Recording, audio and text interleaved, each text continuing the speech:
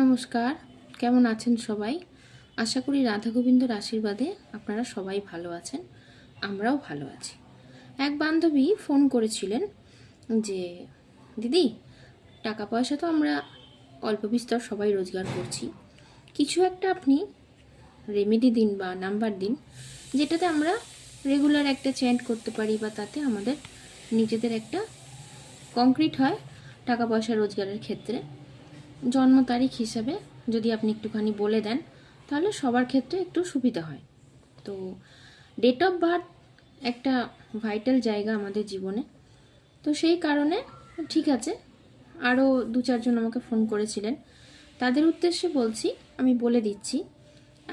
আগেও একবার বলেছি যে 1 তারিখ থেকে 9 তারিখ পর্যন্ত যে ডেট অফ বার্থটা রয়েছে, শুধু 1 তারিখ মানে 1 তারিখ হিসাবে যেরকম 1, 10, 19, 28 এরকম হিসাবে, 2 তারিখ মানে 2 তারিখ, 11 তারিখ, 20 তারিখ, 29 তারিখ এই হিসাবে বলছি। আপনারা আগে আমি বলে দিয়েছি, আজকেও আবার রিপিট করব, আপনারা সেইভাবে এটা কাউন্ট করতে পারেন বা চ্যান্ট করতে পারেন। যেরকম 1 তারিখ 1, 10, 19, 28 আপনারা চ্যান্ট করবেন 6, 9, 7 মানে 6, 9, 7 এইটা আপনারা চ্যান্ট করবেন। কিন্তু আগেই বলে দিই, এগুলো চ্যান্ট করতে গেলে 45 ডেজ আপনারা চ্যান্ট করবেন, রেগুলার বেসিসে রেগুলার করবেন।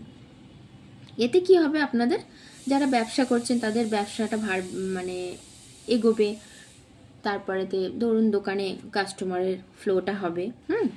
2 তারিখে যাদের জন্ম 2, 11, 20 আর 29, 2, 11, 20, 29 তারা চ্যান্ট করবেন 7, 4, 1, 3, 12, 21, 30 যাদের এই তারিখে জন্ম তারা করবেন 8, 0, 8 এবং 4, 13, 22, 31 যাদের জন্ম তারিখ তারা চ্যান্ট করবেন 5, 7, 0।